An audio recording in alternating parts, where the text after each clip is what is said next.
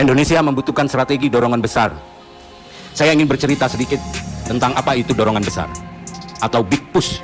Medio tahun 2009, sebagai seorang aktivis kampung yang mendapat kesempatan hijrah ke Jakarta, saya bertemu dan berdiskusi cukup panjang dengan beberapa pakar dan penggerak Partai Gerindra. Pertanyaan yang sering muncul adalah, mengapa Indonesia seperti kesulitan untuk berubah menjadi negara maju dan terbebas dari jebakan keterbelakangan? Salah satu jawaban yang paling mendekati kebenaran saat itu adalah Indonesia membutuhkan strategi dorongan besar atau Big Push. Sayangnya, konsep tersebut tertunda 15 tahun lamanya hingga Prabowo Subianto menjadi Presiden RI ke-8. Apa itu Big Push? Apa itu dorongan besar? Konsep Big Push dalam ekonomi pembangunan menjelaskan bahwa negara berkembang tidak bisa maju hanya dengan perubahan kecil dan bertahap. Diperlukan dorongan besar, serentak, dan terkoordinasi untuk keluar dari jebakan keterbelakangan. Secara sistematis, ada 3 aspek utama dalam meletakkan konsep Big Push ini. Pertama, masalah jebakan awal, low level equilibrium. Negara seperti Indonesia sering terjebak dalam kondisi keseimbangan rendah.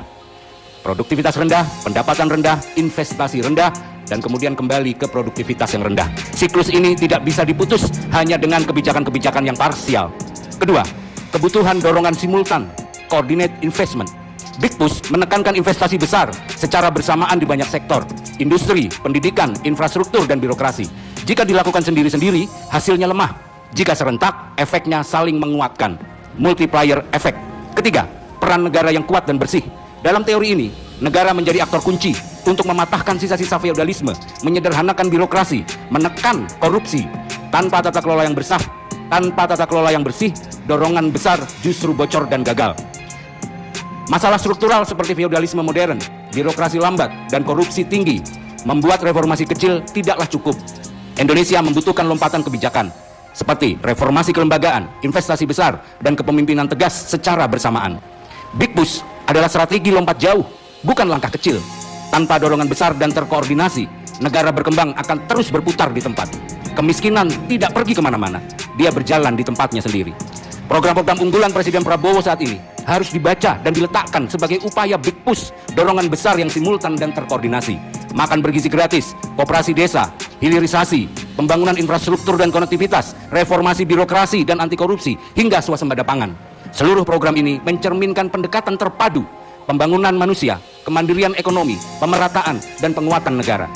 Jika dijalankan serentak dan konsisten, agenda ini bukan sekedar program, melainkan fondasi Big Push menuju lompatan kemajuan Indonesia. Namun demikian, bukan berarti strategi dorongan besar ini bebas dari tantangan dan hambatan. Keterbatasan fiskal, risiko utang, kapasitas industri yang belum siap menyerap lonjakan investasi, ketimpangan wilayah, resistensi elit, oligarki ekonomi, administrasi yang lambat, dan sebagainya. Big Push bukan hanya soal skala investasi, tetapi soal kapasitas sistem. Tanpa reformasi politik, birokrasi, dan budaya secara bersamaan, dorongan besar beresiko tidak efektif, bahkan kontraproduktif. Ya, tantangan memang besar, tetapi bukan alasan untuk berhenti berjuang dan bergotong royong. Dengan kepemimpinan yang tegas, keberanian mengambil keputusan besar, reformasi yang konsisten, tata kelola yang bersih, dan sinergi seluruh elemen bangsa, transformasi bangsa bukan sekedar harapan. Ia bisa menjadi kenyataan. Indonesia akan tampil menjadi kekuatan baru yang maju, adil, dan berdaulat.